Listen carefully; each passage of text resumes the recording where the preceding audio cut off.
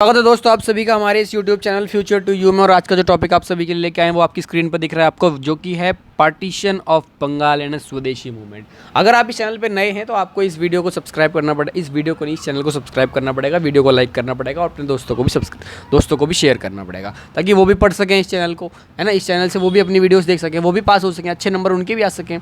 तो देखो, partition of Bengal पढ़ें, उससे पहले स्वदेशी मूवमेंट भी पढ़ें। इससे पहले मैं आपको कुछ चीज़ें बताऊँगा। देखो, अंग्रेज़ थे पागल।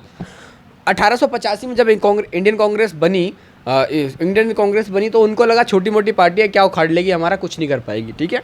लेकिन उनको ये कहाँ पता था कि सन 1900 आते आते इस देश के हर कोने कोने से इसको सपोर्ट मिलना शुरू हो जाएगा और ये एक बहुत बड़ी पार्टी हो जाएगी। तो ठीक है, और ये जो कांग्रेस थी ये चलती थी भाई कहाँ से, बंगाल से। अब बंगाल एक ऐसा गढ़ था जहाँ से कि हर जगह को नशे जारी थी। इस देश के हर जगह को नशे जारी थी। जिन नशों का काम ये था कि भैया कोई भी नेशनलिस्ट मूवमेंट का जो मैसेज है वो इधर से उधर पहुंचाना। बंगाल बहुत ही बड़ा, जहाँ पे कि रिवॉल्ट हुआ करते थे और नेशनलिस्ट मूवमेंट भी वहीं से शुरू हुआ करते थे। तो वो एक बहुत बड़ा गढ़ हो गया था। तो अब ये जो अंग्रेज़ थे, अंग्रेज़ों का निशाना बन गया बंगाल, कि भैया बंगाल को है तोड़ना। अब बंगाल जितना बड़ा है उसको तोड़ देंगे, अगर हम किसी तरीके से डिवाइड कर देंगे तो क्या होगा कि यहाँ पर लोग जो हैं वो कमज़ोर पड़ जाएंगे, एक दूसरे से लड़ना शुरू कर देंगे। तो क्या होगा, हमारा इनके ऊपर काबू करना, इनको कंट्रोल करना बहुत ही आसान हो जाएगा। चलो ठीक है, उनकी बात उन्होंने मान ली, उन्होंने ऐसा कुछ सोचा। लेकिन उससे पहले मैं आपको बता दूं कि एक लॉर्ड कर्जन नाम का उस टाइम पे गवर्नर था, जिसने जो कि बहुत ही बुरा इंसान था। उसकी हम कुछ बात बताएं आपको। देखो, उसने क्या करा कि उसने इंडिया की जो कंडीशन थी ना बहुत ही ज़्यादा ख़राब कर दी, version the situation of India.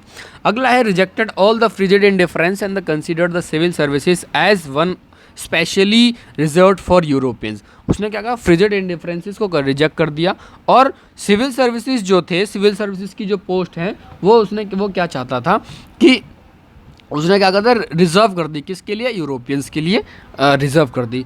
He was the first to start his attack on the Bengal. Bengal के ऊपर पहला अटैक करने वाला इंसान भी यही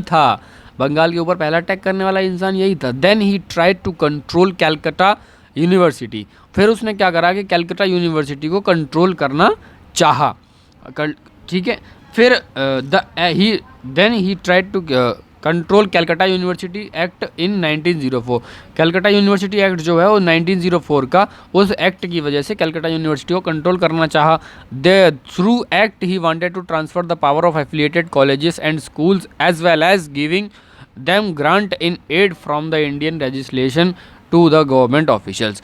वो क्या करना चाहता था इस एक्ट के द्वारा, वो चाहता था किसी तरीके से जो एफिलिएटेड कॉलेजेस चल रहे हैं, स्कूल्स चल रहे हैं, ये मेरे कब्जे में आ जाएं और जो मैं चाहूँ वही इनमें स्कूलों में हो।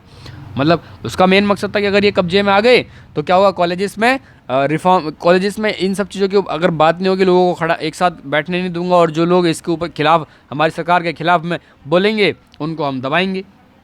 Made every efforts to break the spirit of Indians की स्पिरिट को दबाने के लिए उसने सब कुछ किया।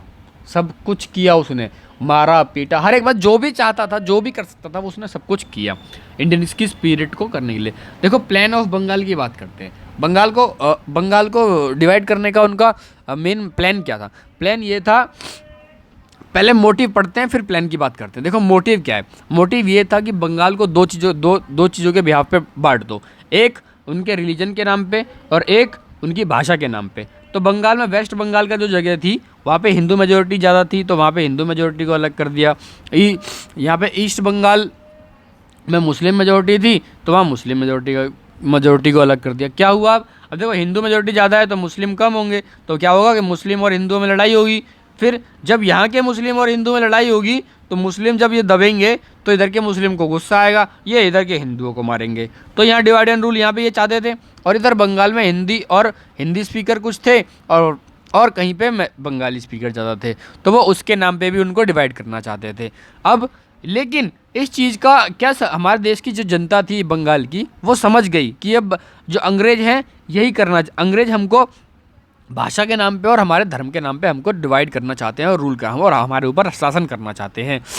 ठीक है, लेकिन अब ये तो अब सीधा तो बोल नहीं सकते वो। अब सरकार सीधा तो बोल नहीं सकती कि हम तुमको तुम्हारे धर्म के नाम पर और भाषा के नाम पर तुम्हें अलग कर रहे हैं, लेकिन तो फिर उन्होंने ऑफिशियल ऑर्डर क्या दिया, ऑफिशियल रीज़न क्या दिया, उन्होंने रीज़न दिया कि भाई देखो, reason given for the partition was enable to control administration. हम बंगाल एक बहुत बड़ा प्रांत होने के कारण हम इसको कंट्रोल नहीं कर पा रहे हैं, इसलिए हम इसको तोड़ेंगे और फिर इसको कंट्रोल करेंगे, इसके ऊपर एडमिनिस्ट्रेशन करेंगे।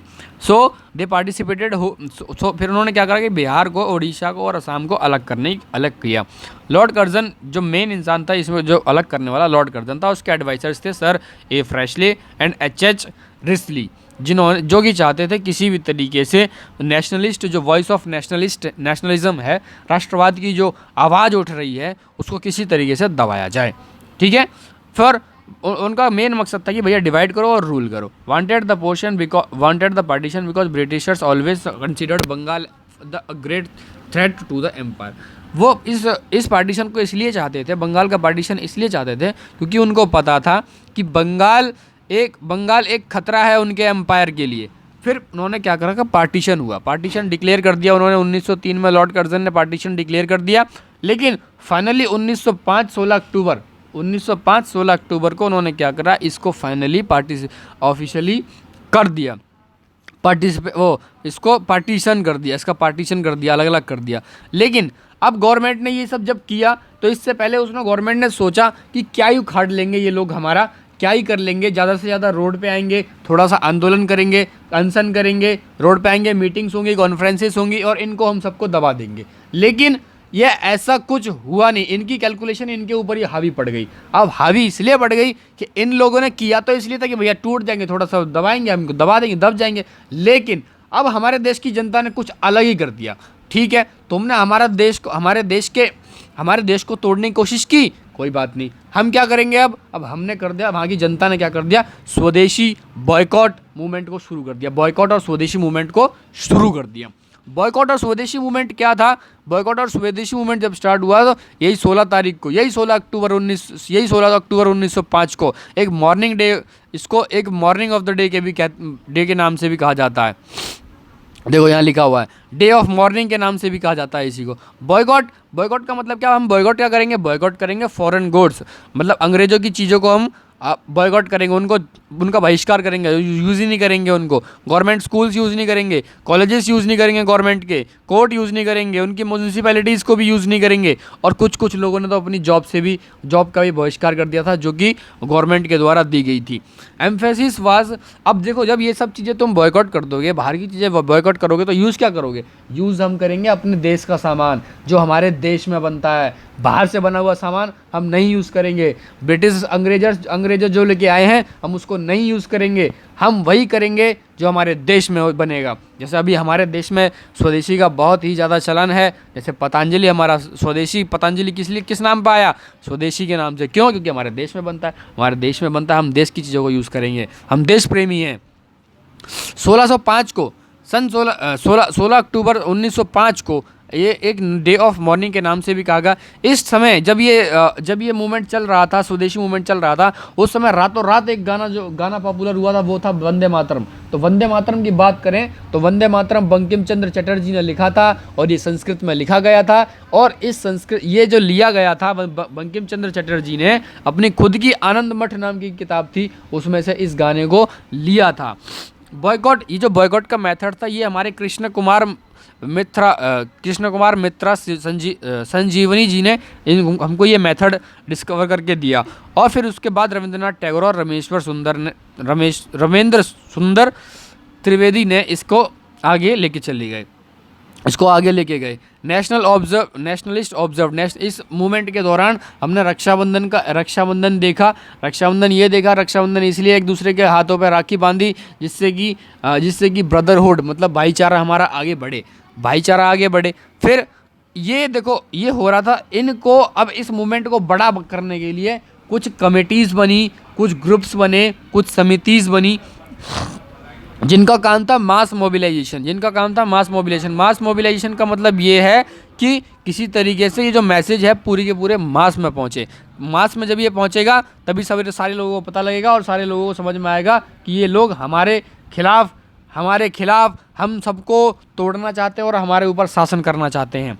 कुछ समिति के नाम यहाँ पे लिखे हुए हैं, anti circular society, down society है, ठीक है। फिर दीज यूज टू, इनका काम यही था कि किसी भी मैसेज को पास करेंगे अमोंग मास तक किसी भी मैसेज को पास करेंगे। अब जब इतना अच्छा मूवमेंट चल रहा था तो फिर ये एकदम से बंद कैसे हो गया? 1908 आते आते ये बंद कैसे हो गया? एकदम दब क्यों गया?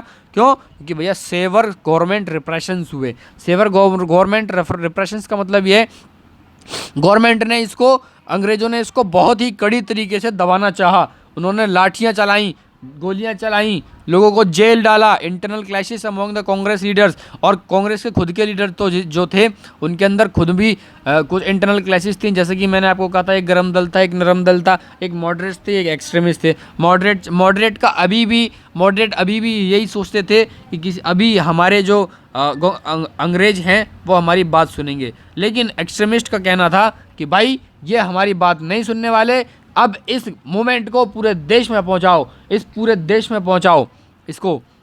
जेल हुई, कुछ लोग जेल में गए, कुछ को डिटेन किया गया, डिपोर्ट कर लिया गया, और कुछ लोग जो अच्छे लीडर्स थे जिनके दम पे ये चल रहा था, उन्होंने रिटायरमेंट ले लिया पॉलिटिक्स से, active retirement from of leaders. और कोई एक था कम्युनल टेंगल ये कि भैया देखो, कम्युनिटी के बीच में दिक्कत करना। कहीं अंग्रेज़ों ने क्या करा, कहीं कहीं पर मुसलमानों को ज़्यादा सुविधाएं दी, जहाँ पर मुसलमान ज़्यादा थे वहाँ मुसलमानों को ज़्यादा सुविधाएं दी, तो हिंदुओं को बुरा लगा, और जहाँ पर हिंदू ज़्यादा थे वहाँ पर हिंदुओं को ज़्यादा दी उन्होंने, हिंदुओं को ज़्यादा सुविधा दी, तो मुसलमानों को बुरा लगने लगा। तो ये कम्युनल टेंगल की वजह से भी ये कमज़ोर पड़ गया।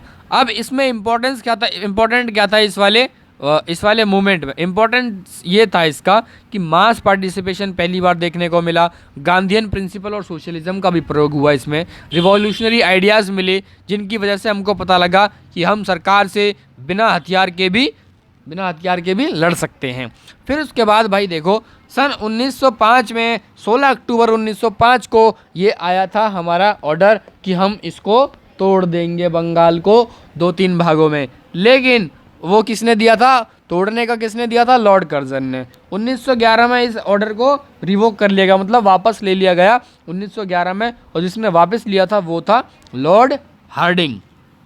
तो आज की वीडियो यहीं तक थी, और ये आपको आशा करता हूँ कि आपको पार्टीशन ऑफ बंगाल अच्छा लगा होगा।